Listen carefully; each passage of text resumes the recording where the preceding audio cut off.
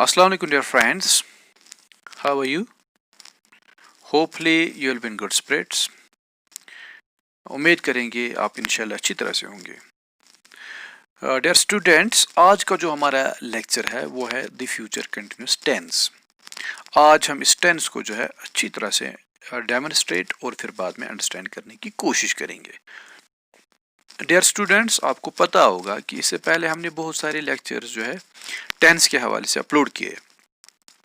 हमने present tense को पढ़ा, उसके काइंड्स को जो है हमने अच्छी तरह से पढ़ा। फिर हमने जो है पास्ट टेंस को भी पढ़ा था, उसके काइंड्स को भी जो है हमने अच्छी तरह से डेमोन्स्ट्रेट किया। और फिर बाद में हमने जो है फ्यूचर टेंस को टच किया, और फ्यूचर टेंस में भी जो है हमने फ्यूचर सिंपल को पढ़ा था, फ्यूचर इंडेफिनिट को पढ़ा था। और आज हम इंशाल्लाह फ्यूचर कंटिन्यूस टेंस को जो है अच्छी तरह से पढ़ने की कोशिश करेंगे। Okay,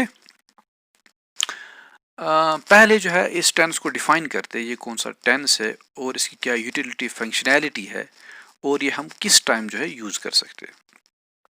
The future continuous tense, sometimes also referred to as the future progressive tense, is a verb tense that indicates that something will occur in the future and continue for an expected length of time. पहली बात यह है कि future continuous tense जो है इसका दूसरा नाम होता है फ्यूचर प्रोग्रेसिव टेंस। ओके, आप याद रखेंगे।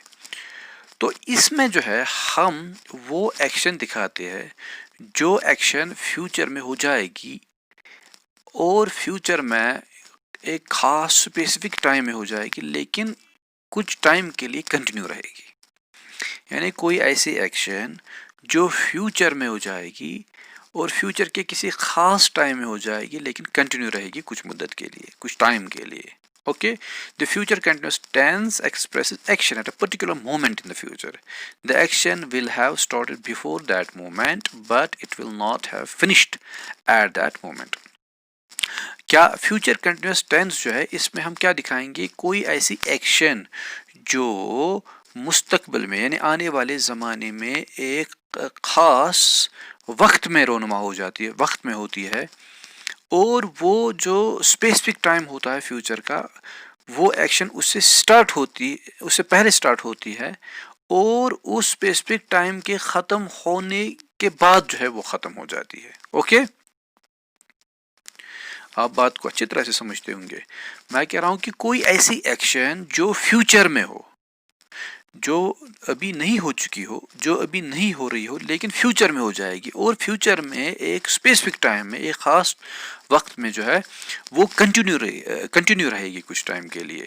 यानी कोई ऐसी एक्शन जो फ्यूचर में कंटिन्यू रहती हो कुछ टाइम के लिए, हम उस एक्शन को, उस प्रोसेस को, उस इवेंट को कंसिडर करेंगे as future continuous tense. Okay, hope you got it properly इंशाल्लाह।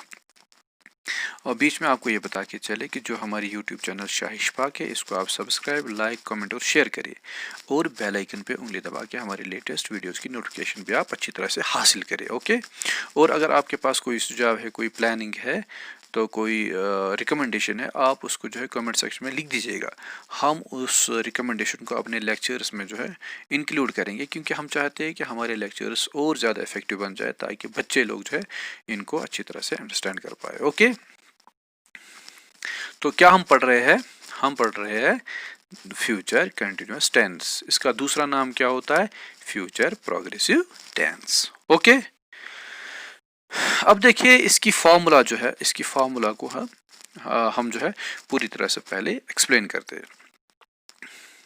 इसमें जो हम हेल्पिंग वर्ब यूज करते हैं वो है विल प्लस बी, या हम कहेंगे विल बी और शैल बी प्लस वर्ब की फर्स्ट फॉर्म प्लस इंग, या इंग फॉर्म हम कह सकते हैं। तो इंग फॉर्म का दूसरा नाम होता है ग्रामर, इंग्लिश ग्रामर में प्रेजेंट पार्टिसिपल। पार्टिसिपल के हवाले से हमने लेक्चर्स दिए, आप उनको अच्छी तरह से देख सकते हैं। तो हम नटशेल, या हम सीधे कह सकते हैं कि इसमें हम हेल्पिंग वर्ब यूज करते हैं विल बी और शैल बी प्लस इंग form of the verb. Okay, Urdu या हिंदी में वो जुमले, वो सेंटेंसेस जिनका एंड होता हो किस पे? रहा होगा, रही होगी, रहे होंगे, उनको हम कंसिडर करते हैं, उनको हम मानते हैं फ्यूचर कंटिन्यूअस टेंस के सेंटेंसेस। ओके, इस टेंस के सेंटेंस का जो स्ट्रक्चर होता है वो क्या होता है, सब्जेक्ट प्लस हेल्पिंग वर्ब, या जिसका दूसरा नाम होता है auxiliary verb, plus main verb plus object.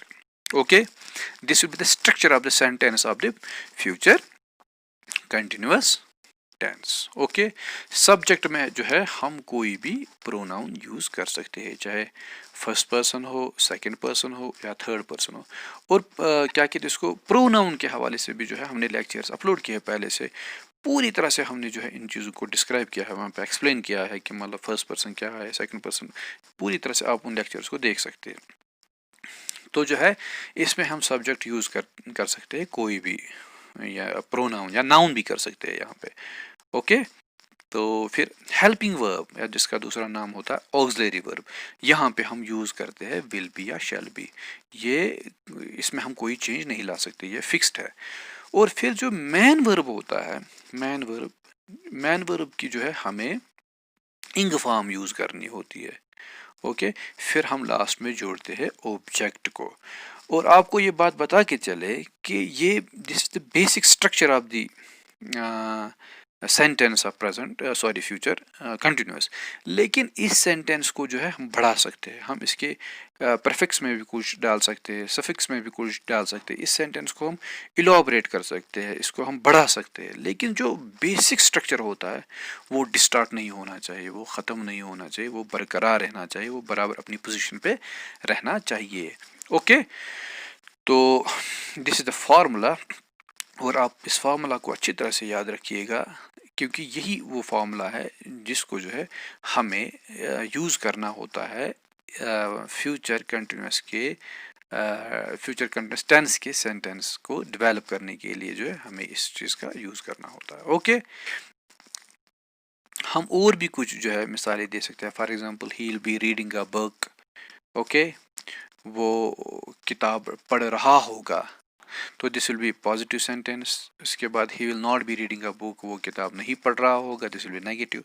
Will he be reading a book, क्या वो किताब पढ़ रहा होगा, this will be interrogative. He will not be will he not be reading a book, क्या वो किताब नहीं पढ़ रहा होगा, this will also be interrogative negative sentence. When he will be reading a book, कब वो किताब पढ़ रहा होगा. Why he will be reading a book, क्यों वो किताब पढ़ रहा होगा. ओके, तो हम क्वेश्चंस जो है और ज़्यादा इसमें बना सकते हैं. लेकिन जो है इंटरोगेटिव और इंटरोगेटिव नेगेटिव, इनमें जो है ये इसका आंसर हम यस या नो में दे सकते हैं.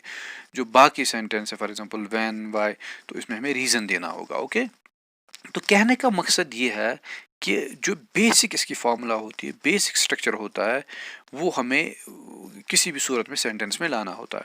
फिर उसके बाद जो है हम आगे भी इस सेंटेंस में कुछ डाल सकते हैं, और पीछे भी हम इस सेंटेंस को बड़ा एक लंबा चौड़ा सेंटेंस बना सकते हैं.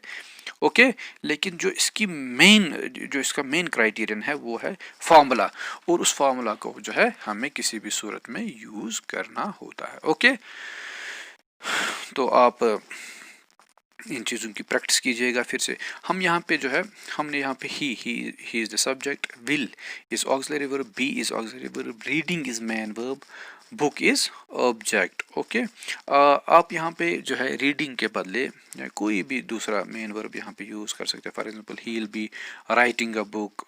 Okay, he will be cutting a tree, he will not be washing the clothes. Okay, will he be praying. Okay, will he not be reciting the prayers.